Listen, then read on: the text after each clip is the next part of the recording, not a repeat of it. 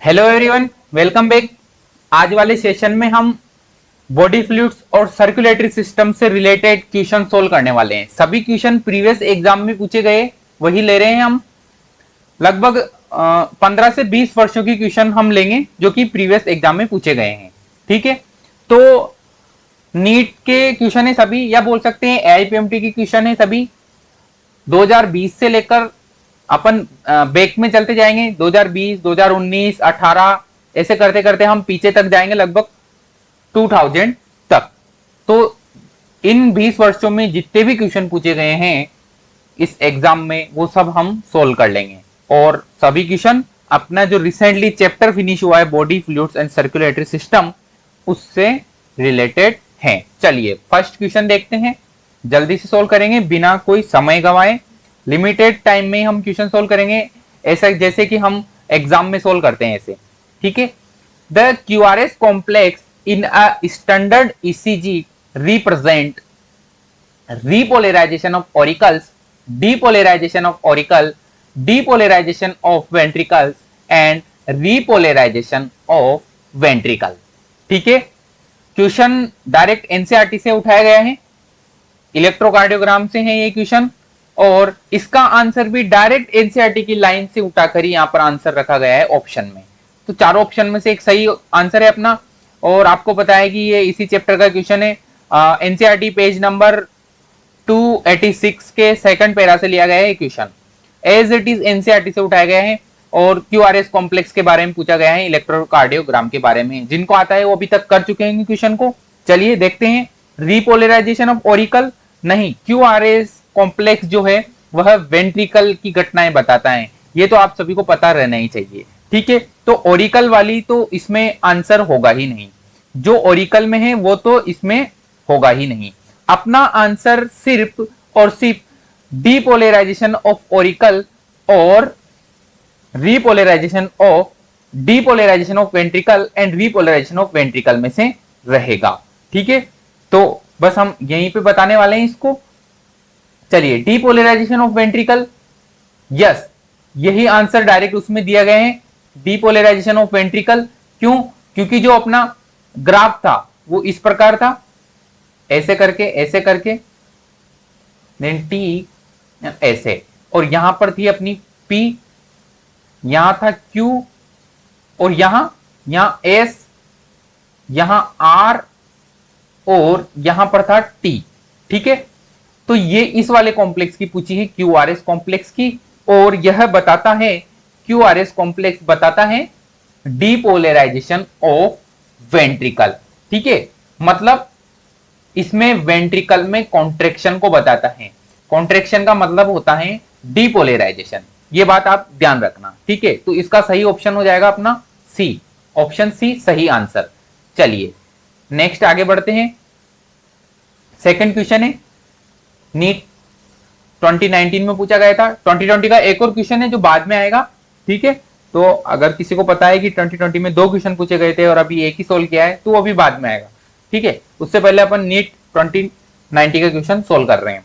What would be the heart rate of a person if the cardiac output is 5 litre और blood volume in the ventricle at the end of diastole is 100 ml and at the end of ventricular systole is 50 ml। तो जल्दी से solve करेंगे इसको, ज्यादा complicated नहीं है, normal सी बात पूछी है कि हमको पता था कि हमने कार्डियक आउटपुट कैसे निकालते हैं, हम कार्डियक आउटपुट। ठीक है, कैसे निकालते हैं, cardiac output is equal two stroke volume into heart rate HR। ठीक है, अब हमको यहां पर स्ट्रोक वॉल्यूम भी पता है और कार्डियक आउटपुट भी पता है, और पूछ लिया है हार्ट रेट। स्ट्रोक वॉल्यूम कैसे निकालेंगे, देखिए डायस्टोल वॉल्यूम 100 ml था और एंड वेंट्रिकुलर सिस्टोल कितना है 50 ml, मतलब स्ट्रोक वॉल्यूम कितना है जो कि एरोटा में भेज दिया है 50 ml। तो स्ट्रोक वॉल्यूम अपने पास हो गया है यहां पर 50 ml, और कार्डियक आउटपुट कितना है 5000 ml। भाई 5 लीटर दिया है ना, तो 5000 ml और 50 ml कितना हो गया स्ट्रोक वॉल्यूम, और HR पूछा है तो HR is equal to cardiac output upon stroke volume. तो अपन वैल्यू पुट कर देंगे यहां पर 5000 अपॉन 50। ठीक है, तो कितना आ जाएगा अपने पास, कितना आ जाएगा 100। तो 100 बीट्स पर मिनट सही आंसर। ठीक है, चलिए नेक्स्ट क्वेश्चन करते हैं। Match the items given in column 1 with those in column 2 and select the correct option given below. ठीक है, अब यहां पर देखिए आप, ट्राइकस्पिड वॉल कहां प्रेजेंट होते हैं, ट्राइकस्पिड वॉल, ट्राइकस्पिड वॉल कहां प्रेजेंट होते हैं, between right atrium and right ventricle, पता है आपको, ट्राइकस्पिड। और बाइकस्पिड वॉल प्रेजेंट होते हैं, बाइकस्पिड या मिट्रल वॉल कहां प्रेजेंट होता है, लेफ्ट आर्ट्रिया और लेफ्ट वेंट्रिकल के बीच में। तो बस क्वेश्चन सोल्व हो गया, ये tricuspid wall between right atria and right ventricle, मतलब ए में जाएगा थर्ड, ए में थर्ड नजर आ रहा है, एक ही ऑप्शन में सही आंसर। ठीक है, ऐसे क्वेश्चन बहुत अच्छे होते हैं, बस एक पकड़ो, एक या दो में सही हो जाएगा और अपन को कोई दिक्कत भी नहीं आती इन क्वेश्चन में। चलिए क्वेश्चन नंबर 4 देख रहे हैं। Choose the correct statement, correct statement को सेलेक्ट करना है हमको। यहां पर करेक्ट स्टेटमेंट देखेंगे जल्दी से। All reptiles have 3 chamber heart, no, क्योंकि क्रोकोडाइल के पास 4 चेंबर हार्ट होता है, पता है आपको, तो ये गलत हो गया।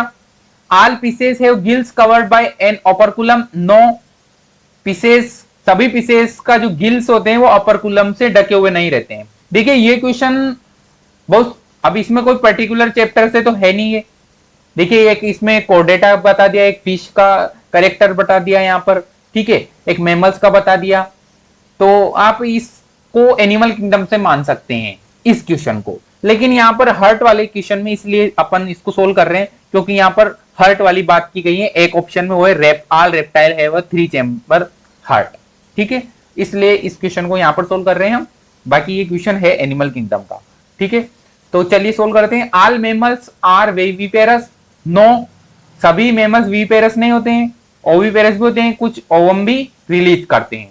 All cyclostome do not possess jaw and paired fins, सही आंसर, ये सही बात है। जो साइक्लोस्टोमेटा क्लास है उसके सभी मेंबर साइक्लोस्टोम के पास जो एब्सेंट होता है, जो लेस फिशेस होती हैं, जो लेस एनिमल्स होते हैं ये, और इनके पास पेयर्ड फिन्स भी नहीं पाए जाते हैं, पेक्टोरल फिन एब्सेंट होते हैं इनके पास, पेयर्ड फिन एब्सेंट होते हैं। तो सही आंसर हो जाएगा डी। चलिए क्वेश्चन नंबर 5 देखते हैं। Serum differs from blood in, किस बात में सीरम ब्लड से डिफर करता है, मतलब अलग है, लैकिंग ऑफ एल्बुमिन, नहीं, लैकिंग ऑफ एल्बुमिन नहीं, प्रेजेंट होती है, लैकिंग ऑफ ग्लोब्यूमिन नहीं, प्रेजेंट होती है, lacking of antibody, no. NCERT की लाइन है, अगर अगर अगर ब्लड में से क्लोटिंग फैक्टर को हटा दिया जाए तो वह सीरम कहलाता है। ठीक है, चलिए नेक्स्ट क्वेश्चन सोल्व करते हैं। क्वेश्चन नंबर 6, नीट 2016 में पूछा गया था question. Name the blood cells whose reduction in number, अगर उसका नंबर घट जाए, causes clotting disorder, clotting disorder हो जाता है अगर उस ब्लड सेल का नंबर घट जाए तो, और leading to excessive loss of blood from the body, और बॉडी से रक्त की हानि को लीड करती हैं ये। तो सही आंसर बताइए इसमें से, न्यूट्रोफिल्स, थ्रोम्बोसाइट, इरिथ्रोसाइट, ल्यूकोसाइट। देखिए इसका आंसर है इरिथ्रोसाइट, नॉर्मल सी बात है, ब्लड की कमी इरिथ्रोसाइट के घटने से ही होती है, आरबीसी के घटने से ही ब्लड की कमी मानते हैं अपन, वरना प्रोटीन वगैरह की कमी तो घटती रहती है। बाकी सब जैसे आप लिम्फोसाइट मान लीजिए या कोई न्यूट्रोफिल्स मान लीजिए, ल्यूकोसाइट मान लीजिए, इनके सभी के अलग रीजन है। लेकिन जो अपना ऑक्सीजन बाइंड की कमी है, अगर ब्लड लॉस हो जाए, ब्लड लॉस किसको मानते हैं हम, जब आरबीसी घट जाए। ठीक है, तो ऑप्शन सी इसमें सही जवाब है। चलिए क्वेश्चन नंबर 7 देखते हैं। Which one of the following is correct, इन सब में से करेक्ट कौन सा है। देखिए ब्लड, सब ब्लड के अंदर सब प्रेजेंट है, ये जो ऑप्शन देख रहे हैं ना आप, एक बात आप मान के चलिए, जो ब्लड होता है उसमें आरबीसी प्रेजेंट है, उसमें डब्ल्यूबीसी प्रेजेंट है, उसमें लिम्फोसाइट प्रेजेंट है, उसमें सीरम प्रेजेंट है, उसमें प्लाज्मा प्रेजेंट है। ठीक है, ये ब्लड के कॉन्स्टिट्यूएंट से सब, इन सबसे मिलकर ब्लड बना होता है। अब आप देखें यहाँ पर serum is equal to blood plus fibrinogen, नहीं, सीरम में ब्लड नहीं, ब्लड में सीरम प्रेजेंट होता है। ठीक है, तो ऑप्शन ए तो ऐसे ही गलत हो गया। ऐसे ही यहां पर देखिए plasma blood minus lymphocyte, blood plasma plus RBC, lymph, अब लिम्फ में प्लाज्मा प्रेजेंट है, आरबीसी नहीं, लिम्फ में कलर थोड़ी होता है, लिम्फ तो व्हाइट होता है, व्हाइट क्या मान सकते हैं येलोइश होता है, तो ये भी गलत, आरबीसी होती ही नहीं उसमें। और इधर देखिए प्लाज्मा किसको बोल रहे हैं, अगर ब्लड में से लिम्फोसाइट घटा दी जाए तो प्लाज्मा है, नो, क्या उस प्लाज्मा में आरबीसी प्रेजेंट होती है क्या, नहीं होती है, ये भी गलत हो गया। तो ऑप्शन सही कौन सा हो जाएगा, C, blood is equal to plasma plus RBC plus WBC. बहुत ही सिंपल क्वेश्चन था ये, नीट 2015 में पूछा गया था। चलिए नेक्स्ट क्वेश्चन देखते हैं। यहां एक सामान्य मनुष्य का मानक ईसीजी या बोल सकते हैं विद्युत हृदय लेख का आरेख दिया गया है। पी तरंग क्या दर्शाती है, पी तरंग क्या दर्शाती है, बहुत ही सिंपल आंसर। पी तरंग स्टार्टिंग में क्या होता है, स्टार्टिंग में आलिंद में संकुचन होता है, ओरिकल कॉन्ट्रिक्शन करते हैं। ठीक है, तो बी सही आंसर हो जाएगा इसका। बहुत ही सिंपल क्वेश्चन था ये, इसमें कोई ज्यादा सोचने वाली बात नहीं, सभी को पता होना चाहिए। ठीक है, चलिए नेक्स्ट क्वेश्चन देखते हैं। क्वेश्चन नंबर 9 एएफएमटी प्री 2012 में पूछा गया था। ठीक है, सड़क हादसे के किसी एक रोगी को जिसका रक्त समूह मालूम नहीं है, तुरंत रक्तदान की आवश्यकता हो गई कि उसके रक्त की कमी हो गई, अब उसको रक्त चढ़ाना है। उसका एक डॉक्टर मित्र था जिसने तुरंत उसको रक्त दे दिया है। ठीक है, बिना किसी जांच के, रक्त की जांच के। तो आप मान के चलिए कि उसका रक्त समूह ऐसा कैसा होगा कि उसने तुरंत रक्त दे दिया बिना सोचे समझे। तो हमें पता है कि कौन से रक्त समूह में एंटीजन नहीं प्रेजेंट होता है। एंटीजन नहीं प्रेजेंट होने का मतलब है कि अगर उसको किसी को चढ़ा दिया तो उसके अंदर एंटीबॉडी नहीं बनेगी। ठीक है, तो एंटीजन किसमें प्रेजेंट नहीं होता है, तो एंटीजन एब्सेंट होता है ओ में, इसीलिए इसको क्या बोलते हैं, यूनिवर्सल, यूनिवर्सल डोनर। तो उस डॉक्टर मित्र का ब्लड समूह क्या होगा, ओ, या बोल सकते हैं 0। ठीक है, ये इसका इंग्लिश पैटर्न है, नीचे जो दे रखा है, ठीक है, उसमें देख सकते हैं आप इंग्लिश वाले। चलिए, मानव में हिज बंडल नामक संरचना किस अंग में पाई जाती है, in which organ in the structure called His bundle found in human. बहुत सिंपल सा क्वेश्चन है, देखिए एएफएमटी प्री 2011 में बिल्कुल लड्डू क्वेश्चन है, हार्ट में प्रेजेंट होती है बंडल ऑफ हिज। ठीक है, चलिए आगे बढ़ते हैं। एक व्यक्ति है जिसे एक दुर्घटना में आई चोट से बहुत ज्यादा रक्त की हानि हुई है, एबीओ रक्त समूह व्यवस्था में उसका रक्त समूह भी मालूम नहीं है, उसे तुरंत रक्तदान की आवश्यकता है। उसके एक दोस्त ने बिना देर किए हुए तुरंत रक्तदान कर दिया उसको। इस दोस्त के पास स्वयं अपने रक्त समूह का एक प्रमाणित सर्टिफिकेट है, बताइए दाता मित्र का रक्त समूह कौन सा होगा। वही क्वेश्चन जो अभी किया है रिसेंटली अपन ने, पिछले एग्जाम में निकला था, एएफएमटी प्री 2011 में फिर पूछा इसको, मतलब एएफएमटी 2011 में पूछा था, वही क्वेश्चन हमको कहां पूछा था, दोबारा से रिपीट कहां हुआ था। ये देखिए सड़क हादसे वाला 2012 में, एएफएमटी प्री 2012 में जो क्वेश्चन पूछा था वो 11 में भी पूछा था। देखिए एएफएमटी 11 और 12 में दोनों में सेम टाइप का क्वेश्चन पूछा था, जिसका आंसर क्या हो जाएगा, वही ओ टाइप, यूनिवर्सल डोनर। ठीक है, सी इसका सही आंसर। चलिए आगे बढ़ते हैं। There is a person who has suffered a lot of blood, sorry ये तो उसी का इंग्लिश पैटर्न है, ठीक है ना, इसी का इंग्लिश पैटर्न है 11, क्वेश्चन नंबर 11 का इंग्लिश पैटर्न है। ठीक है, चलिए अगला क्वेश्चन देखते हैं। क्वेश्चन नंबर 12 नीट 2009 में पूछा गया था। आम लोगों में सर्वाधिक जाना पहचाना रक्त समूह एबीओ रक्त वर्ग है, इसे एबीसी न करके एबीओ का नाम दिया गया है, क्योंकि इसमें ओ यह दर्शाता है कि ओ की खासियत यहां पर जाहिर करनी है हमको और सही ऑप्शन चुनना है। ओ की क्या खासियत है, कौन से ऑप्शन में ओ की सही बात कही गई है ब्लड समूह ओ के बारे में। ठीक है, तो आप जल्दी से पढ़िए। आरबीसी पर ए और बी दोनों एंटीजन नहीं होते हैं, जी यही सही आंसर है, आरबीसी पर दोनों एंटीजन नहीं होते हैं। आरबीसी पर ए और बी के अतिरिक्त अन्य एंटीजन होता है नहीं, ए और बी प्रारूप के जीनों पर इस प्ररूप की अप्रभाविता होती है? नहीं। आरबीसी पर केवल एक एंटीबॉडी होती है, आरबीसी पर एंटीबॉडी नहीं, एंटीजन प्रेजेंट होता है। तो ये ऑप्शन भी गलत है। तो सही ऑप्शन क्या हो जाएगा? सही ऑप्शन हो जाएगा ए। आरबीसी पर ए और बी दोनों एंटीजन नहीं होते हैं। चलिए नेक्स्ट क्वेश्चन करते हैं। क्वेश्चन नंबर 13 एफएमटी प्री 2011 में पूछा गया था।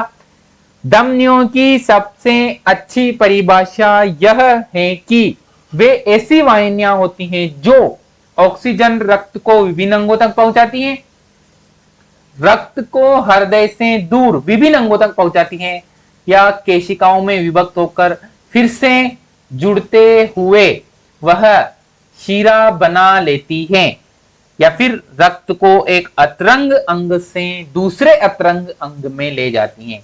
भाई नॉर्मल सी बात है कि धमनियों की सबसे फर्स्ट क्लास डेफिनेशन है कि रक्त को हृदय से विभिन्न अंगों तक पहुंचाती है, हृदय से दूर विभिन्न अंगों तक पहुंचाती हैं। तो ऑप्शन बी सही जवाब।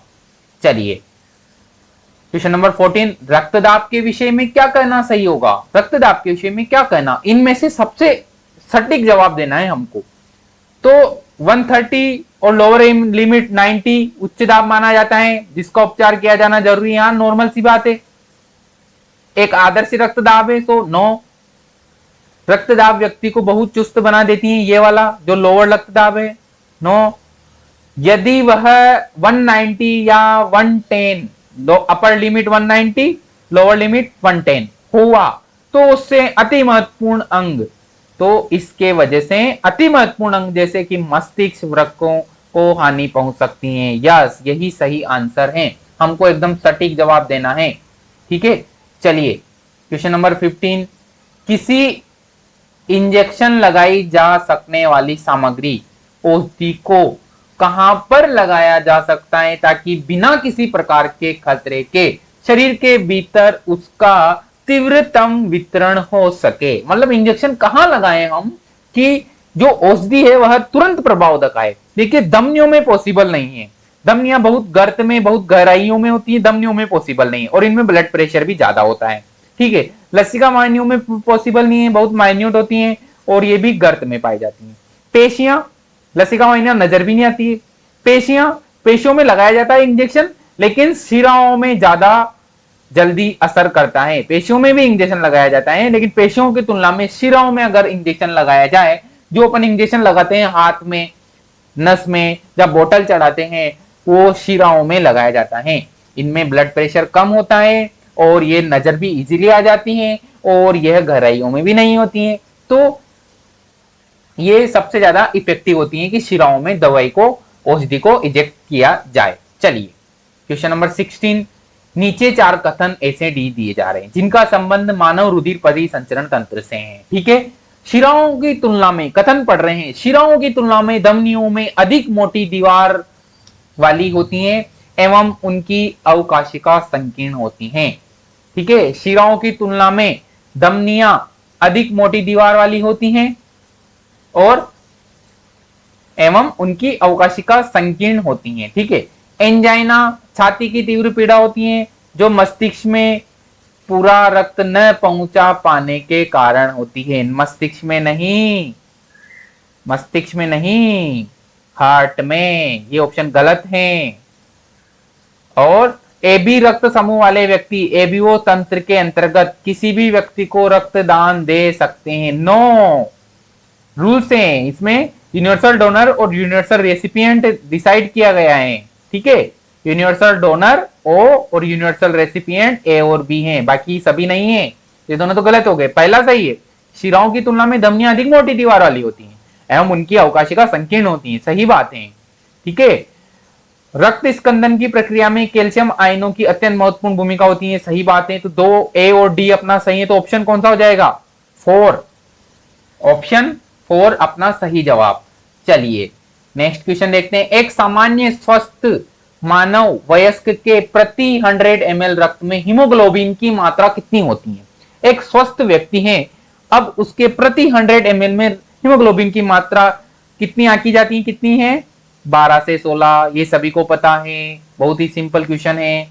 12 से 16 सी ऑप्शन सही है यहाँ पर। चलिए, the most well known blood group in the general population is the ABO blood group. ठीक है, it was named ABO not ABC because the O in it indicate the, O क्या indicate करता है, यही क्वेश्चन अपन ने ऊपर भी देखा था अभी। ठीक है, और ये 2009 में भी पूछा गया है। ठीक है, तो ओ क्या इंडिकेट करता है, सही जवाब है यहाँ पर both A and B are not antigen on RBC. ये क्वेश्चन अभी ऊपर कर चुके हैं हम। ठीक है, चलिए क्वेश्चन नंबर 19, इंग्लिश और हिंदी पैटर्न दोनों है। रक्त की तुलना में हमारे लिम्फ में क्या होता है, आरबीसी ज्यादा और डब्ल्यूबीसी कम नहीं, लिम्फ की बात कर रहे हैं। लिम्फ में डब्ल्यूबीसी बहुत होती है और आरबीसी कम होती है। ठीक है, आरबीसी ज्यादा संख्या में होती है और सॉरी डब्ल्यूबीसी ज्यादा संख्या में होती है और आरबीसी बहुत कम या नगण्य होती ही नहीं है। ठीक है, तो ये सही जवाब है अपना डी, इसमें सही जवाब है। चलिए नेक्स्ट क्वेश्चन देखिए आप, हिस्टामिन तथा प्राकृतिक प्रतिस्कंदन हिपेरिन के मोचन का संबंध श्वेत रक्त कोशिकाओं के किस प्रारूप से है। किस प्रारूप, भाई श्वेत रक्त कोशिकाओं के बहुत सारे प्रकार है, एनसीईआरटी में दे रखे, एनसीईआरटी से ही क्वेश्चन लिया गया है, बहुत सिंपल क्वेश्चन है। हिस्टामिन का सिक्रेशन और हिपेरिन के सिक्रेशन के संदर्भ में वहां पर श्वेत रक्त कोशिकाओं के प्रारूप की बात की गई थी। बिल्कुल नॉर्मल क्वेश्चन है, डायरेक्ट आंसर है इसका, सटीक आंसर लगाना है डायरेक्ट एकदम, कि बेसोफिल इनके द्वारा सिक्रेट होता है, न कि न्यूट्रोफिल या मोनोफेज या एसिनोफिल्स इनके द्वारा नहीं, ये गलत। सही ऑप्शन क्या हो जाएगा, डी, डी सही जवाब है। चलिए नेक्स्ट क्वेश्चन करते हैं, क्वेश्चन नंबर 21, मानवों में रक्त का पश्चिमाशिरा में से अनुशीतलनी दाहिने आलिंद में पहुंचना किसके कारण होता है। ये को हटा दीजिए, यहां से को हटा दीजिए। ठीक है, ठीक है, अब पढ़िए, मानवों में रक्त का पश्चिम महाशिरा से, ठीक है, पश्चिम महाशिरा से, पश्चिम महाशिरा का मतलब है इंफीरियर वेना केवा। ठीक है, तो मानव में जो इंफीरियर वेना केवा से ब्लड राइट एट्रियम में आता है ना, वह किसके कारण आता है, शिरा आलिंद नोड का उत्तेजन, नो, गलत जवाब। शिरा वाल्वों को धक्का देकर खुलना, नो। चूषण खिंचाव, नो, नहीं। यह दाब इन दोनों के दाब अंतर में, पश्चिमाशिरा और आलिंद के बीच में दाब अंतर की वजह से आता है, क्योंकि पश्चिमाशिरा में दाब अधिक होता है और आलिंद शिथिलन अवस्था में होता है, उसमें दाब नहीं होता है, तो ब्लड इजीली पश्चिमाशिरा से आलिंद में आ जाता है, राइट आलिंद में आ जाता है। ठीक है, चलिए क्वेश्चन नंबर 22, एपीएमटी 2004 में पूछा गया था ये। ठीक है, एक रोगी में उसका हृदय पेसमेकर सामान्य ढंग से काम नहीं कर रहा है। डॉक्टरों ने पाया कि उस रोगों नहीं, रोगी कर लीजिए इसको, ये रोगों नहीं है, ये क्या है, ये रोगी है। ठीक है, रोगी, पेशेंट। ठीक है, तो एक रोगी में उसका हृदय पेसमेकर सामान्य ढंग से काम नहीं कर रहा है, मतलब ऐसे नोड उसका ढंग से काम नहीं कर रहा है। डॉक्टर ने पाया कि उसमें कृत्रिम पेसमेकर लगाना है। कहां लगाएंगे भाई, जहां था वहीं लगाएंगे, इसमें कौन सी नई बड़ी बात आ गई है, तो कहां लगाएंगे, शिरा आलिंद पर ऊपर एस ए नोड पर उसका आर्टिफिशियल पेसमेकर लगाएंगे हम, तो सही जवाब अपना बी हो जाएगा। ठीक है, चलिए रक्त समूह की एबीओ प्रणाली में यदि किसी व्यक्ति में दोनों प्रतिजन एंटीजन मौजूद हो तथा एंटीबॉडी एक भी नहीं हो, तो व्यक्ति का रक्त समूह क्या होगा। भाई दोनों प्रतिजन तो प्रेजेंट है लेकिन एंटीबॉडी उपस्थित नहीं है, अनुपस्थित है, और ऐसा तो एक ही समूह है, और वह कौन है, बहुत सिंपल क्वेश्चन है, ए बी। वह कौन है, ए बी, क्योंकि ए बी में एंटीजन तो प्रेजेंट होता है लेकिन एंटीबॉडी एब्सेंट होती है। ठीक है, तो इसको यूनिवर्सल रेसिपिएंट भी बोलते हैं। ठीक है, क्लियर। चलिए नेक्स्ट क्वेश्चन 24, दैहिक हृदय किसके संदर्भ में कहा जाता है। दैहिक हृदय से मतलब है सिस्टेमिक हार्ट। सिस्टेमिक हार्ट किसके संदर्भ में कहा जाता है, सिस्टेमिक हार्ट किसके संदर्भ में कहा जाता है। ठीक है, तो ऐसा हृदय जो तंत्रिका तंत्र के उद्दीपन से संकुचन करता है। 9 उच्चतर कशेरुकियों में बायां आलिंद तथा बायां निलय। यस, जो अपन फ्लो चार्ट बनाते हैं ना, देखिए ये 4 चेंबर हार्ट हैं और ये रहा लंग्स और ये रहे बॉडी के समस्त पार्ट। ये हार्ट ब्लड यहां से यहां, ये लंग्स से यहां, और ये हार्ट के इस वाले से यहां, और ये यहां। तो ये वाला जो लेफ्ट वाला जो पोर्शन होता है ना, ये वाला पोर्शन सिस्टेमिक हार्ट कहलाता है, क्योंकि यह पूरे सिस्टम में रक्त भेजता है। भाई जो लेफ्ट ओरिकल और वेंट्रिकल है, तो लेफ्ट वेंट्रिकल के कॉन्ट्रेक्शन की वजह से ही तो अरोटा में ब्लड फ्लो होता है, पूरे सिस्टम में चला जाता है, शरीर के सभी सिस्टम में, इसलिए इसको सिस्टमिक हार्ट बोलते हैं। तो उच्चतर कशेरुकियों में बायां आलिंद और बायां निलय सिस्टमिक हार्ट कहलाता है, मतलब देही हृदय इनके संदर्भ में ही बोला जाता है।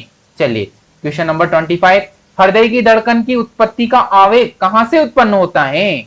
ऐसे नोड से। बहुत ही सिंपल क्वेश्चन, ऐसे नोड से उत्पन्न होता है। चलिए नेक्स्ट क्वेश्चन देखिए, question number 26, which statement is true? कौन सा स्टेटमेंट ट्रू होता है? देखिए, the duct are unicellular and their cavities are wide. Unicellular तो नहीं होती है डक्ट, ये दोनों ऑप्शन तो गलत हो गए जल्दी से। The vessels are multicellular, yes, और their cavity is narrow. No, narrow थोड़ी होती है, उसमें ब्लड फ्लो होता है, उसकी कैविटी वाइड होती है, चौड़ी होती है, ठीक है। तो ए इसका सही आंसर हो जाएगा।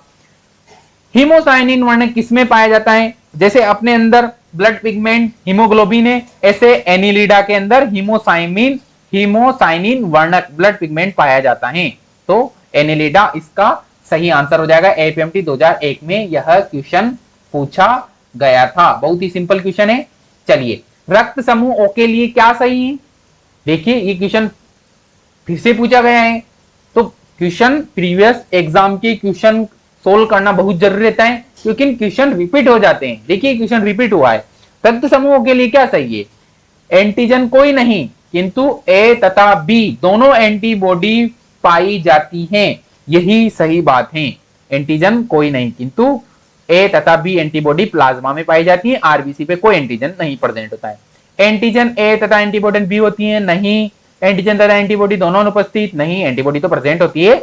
ए तथा बी एंटीजन और ए बी एंटीबॉडी उपस्थित होती नहीं, ओनली एंटीजन एब्सेंट और ए तथा बी एंटीबॉडी प्लाज्मा में पाई जाती है। क्वेश्चन नंबर 29 देखिए, ventricular systole is under the regulation of. भाई वेंट्रिकुलर सिस्टोल किसके रेगुलेशन से होता है? भाई रेगुलेशन तो हार्ट के अंदर एक ही है, ऐसे नोट पेस मेकर, उसी के द्वारा तो हार्ट का रेगुलेशन होता है। बाकी सब ऑप्शन तो भ्रमित करने के लिए दिए गए हैं, पेस मेकर तो सिर्फ ऐसे नोड है, रेगुलेशन इसी से होगा। तो सही आंसर क्या हो जाएगा? Option A. बहुत ही सिंपल क्वेश्चन था। मनुष्य में ध्वनि दाब, बस दाब पूछा है, upper limit 120, lower limit 180, normal सा क्वेश्चन है। एपीएमटी 1998 में पूछा गया था। देखिए कितने सिंपल सिंपल क्वेश्चन आते थे पहले। चलिए क्वेश्चन नंबर 31, ए बी रक्त समूह वाला व्यक्ति क्यों सार्वग्राही माना जाता है? देखिए एफएमटी 2014 में पूछा गया था ये क्वेश्चन, हम इसको यहां इसलिए कर रहे हैं क्योंकि पहले अपन ने नहीं किया था। 2014 जब अपन सीक्वेंस से आ रहे हैं ना, 15, 14, 13, 14 वाले में क्वेश्चन नहीं था, इसलिए ये लास्ट में डाल रखा है, ठीक है। तो ए बी रक्त समूह वाला व्यक्ति क्यों सार्वग्राही माना जाता है? क्योंकि लाल रुधिर कणिकाओं पर ए और बी दोनों प्रतिजन होते हैं तथा प्लाज्मा में प्रतिरक्षी अनुपस्थित होती हैं। सही आंसर ए। बी गलत क्यों हुआ? प्लाज्मा में ए और बी दोनों प्रतिरक्षा होती हैं? नहीं, प्रतिरक्षा नहीं होती हैं। ए बी में सिर्फ प्रतिजन प्रेजेंट होते हैं, एंटीजन प्रेजेंट होते हैं, ठीक है। लाल रुधिर कणिकाओं में कोई प्रतिजन नहीं, लाल रुधिर कणिकाओं में तो प्रतिजन प्रेजेंट होता है। प्लाज्मा में ए और बी दोनों प्रतिजन, प्लाज्मा में प्रतिजन थोड़ी प्रेजेंट होता है, प्रतिजन तो आरबीसी पर होता है, ठीक है। बहुत सिंपल क्वेश्चन है, ऑप्शन नंबर ए सही जवाब है इसका। रक्त की तुलना में हमारे लिम्फ में, देखिए क्वेश्चन अभी ऊपर भी किया था कि दोबारा रिपीट हो गया गलती से, कोई बात नहीं, दोबारा देख लीजिए। रक्त की तुलना में हमारे लिम्फ में, लसिका में क्या प्रेजेंट होता है? भाई डब्ल्यूबीसी ज्यादा संख्या में होती है और आरबीसी होती ही नहीं है, ये सही आंसर हो गया 4। अभी ऊपर भी किया था, रिपीट हो चुका है, ठीक है। चलिए ये क्वेश्चन देखिए आप, मानव के रक्त प्लाज्मा में पाए जाने वाले ग्लोबुलिन प्राथमिक तौर पर किस काम में शामिल होते हैं। भाई मानव के रक्त में जो ग्लोबुलिन प्रोटीन प्रेजेंट है, ग्लोबुलिन अणु प्रेजेंट है, वो प्राथमिक तौर पर किस काम में शामिल होते हैं, उनका मुख्य वर्क क्या है। रक्त का थक्का बनाना नहीं, देह तरलों का परासरण संतुलन नहीं, रक्त में ऑक्सीजन परिवहन नहीं, आरबीसी करती है ऑक्सीजन परिवहन। तो रक्त का थक्का तो रक्त के फैक्टर बनाते हैं, तो ग्लोबुलिन प्रोटीन क्या करती हैं, ग्लोबुलिन तो प्रतिरक्षा से रिलेटेड है, यह प्रतिरक्षा प्रोवाइड करवाती हैं। ठीक है, चलिए आखिरी क्वेश्चन देख रहे हैं हम आज का। Match the following column, match the following column and select the correct option. Column को मिलान कीजिए और सही आंसर को सेलेक्ट कीजिए। ठीक है, देखिए एसिनोफिल, एसिनोफिल क्या करती हैं, एसिनोफिल अभी ऊपर भी बात की थी। एसिनोफिल क्या करती हैं, हिस्टामिन को रिलीज करती हैं। ठीक है, बेसोफिल क्या करती हैं, बेसोफिल क्या करती हैं, बेसोफिल याद है आपको, ग्रेन्यूल कंटेन हिस्टामिन। ठीक है, एसिनोफिल तो हिस्टामिनेस एंजाइम रिलीज करती हैं, हिस्टामिनेस एंजाइम और डिस्ट्रक्टिव एंजाइम रिलीज करती हैं, लेकिन बेसोफिल क्या रिलीज करती हैं, रिलीज ग्रेन्यूल कंटेनिंग हिस्टामिन। ये क्वेश्चन पूछा गया था 2020 में, मैंने बोला था ना एक क्वेश्चन बाद में आएगा 2020 का, ये वही है। न्यूट्रोफिल्स क्या करती हैं, न्यूट्रोफिल्स तो किससे संबंधित हैं, फेगोसाइटोसिस, फेगोसाइटोसिस से, और लिम्फोसाइट आप जानते हैं प्रतिरक्षा इम्यून तंत्र से रिलेटेड है। मतलब डी में फर्स्ट आएगा, डी में फर्स्ट नजर आ रहा है कहीं पर, यस केवल एक ऑप्शन में डी में फर्स्ट है, यहीं से अपना आंसर सही हो चुका है, और केवल और एक ऑप्शन में ए में थर्ड दे रखा है। देखिए केवल एक बात पता होने से ही पूरा क्वेश्चन सही हो चुका है, तो ऐसे क्वेश्चन बहुत प्यारे होते हैं। ठीक है, तो ये अपन ने क्वेश्चन कर लिए लगभग प्रीवियस 20 सालों में पूछे गए क्वेश्चन कर लिए अपन ने। 1990 में कैसा पूछा गया था, 1998 में कैसा पूछा गया था, 2000 में कैसा पूछा गया था, 2001 में कैसा, 2001 से लेकर मतलब 1998 से लेकर 2020 तक के क्वेश्चन हम कर चुके हैं कॉम्पिटिटिव एग्जाम के, जो कि एपीएमटी या नीट में पूछे गए थे। चलिए थैंक यू। नेक्स्ट लेक्चर में हम स्टार्ट करेंगे excretory products and there elimination, मतलब एक्सक्रीटरी सिस्टम की बात हम करेंगे। ठीक है, थैंक यू।